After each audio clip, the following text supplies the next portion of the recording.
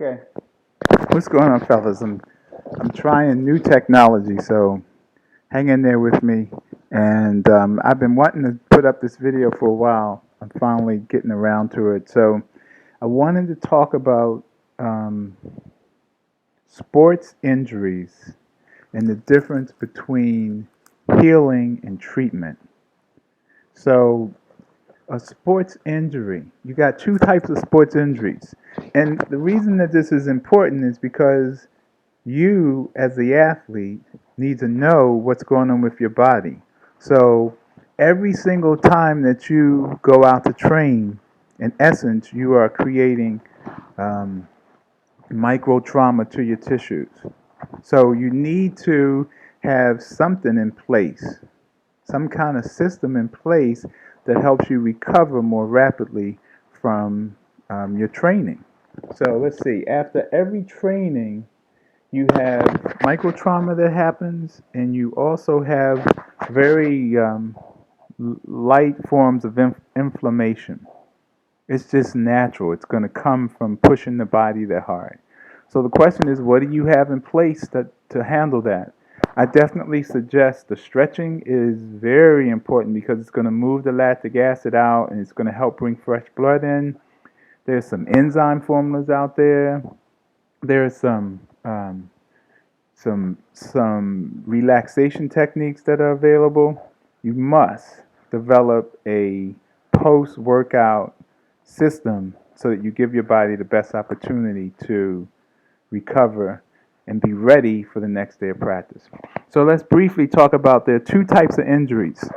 There are injuries that come from overuse, okay, repetitive motion, doing the same thing over and over and over again. And then there are injuries that come there that are acute injuries. Those are your sprains, your strains, your bruises, and your breaks. This is interesting because 95% of most injuries are soft tissue. 95%. So if you can grasp the understanding of soft tissue, then you can pretty much help yourself recover from most injuries. Okay? Um, so a strain is a tear to the muscle and the tendons, and the muscle and the tendons, well, wait a second. A tear to the muscles and the tendon. Remember, the muscle, you have connections that go bone to bone, the tendons, and then you have ligaments. Ligaments are bones to bones, tendons are muscle to bone. Okay? So all of that gets really, it gets used when you work out. There's a term for it. Hold on. It gets used when you work out, and so it's important that you increase the fresh blood flow to those used areas.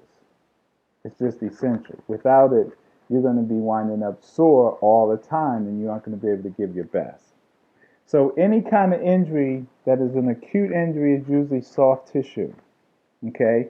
My formula is mice. If it is not broken, which represents less than 5% of most injuries, if it's not broken, then you need to begin to start moving it immediately. Another thing that I thought was important is that inflammation induces edema. Inflammation induces edema. So that means that if you hurt a joint and you do not immediately do something about it, then it's going to get inflamed and it's going to lead to edema.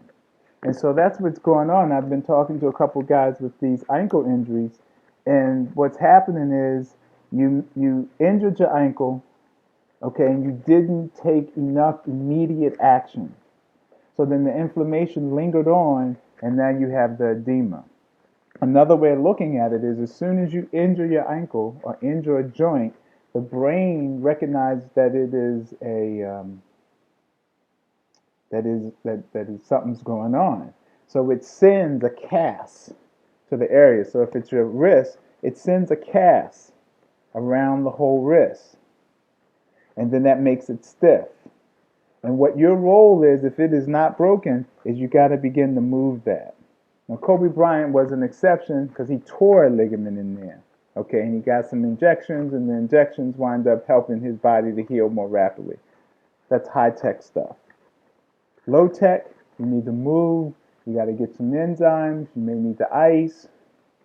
You also need to, um, well, I'm going over my time.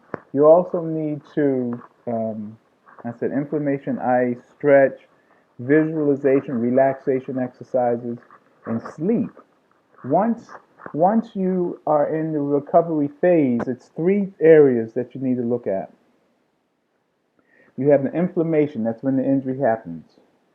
Then you have the repair, that's when you start the cell growth. So usually what happens is a lot of people get stuck in the inflammation phase of the injury. So then the cell growth never gets an opportunity to take place. And then from there you have to start remodeling the movement of the joint.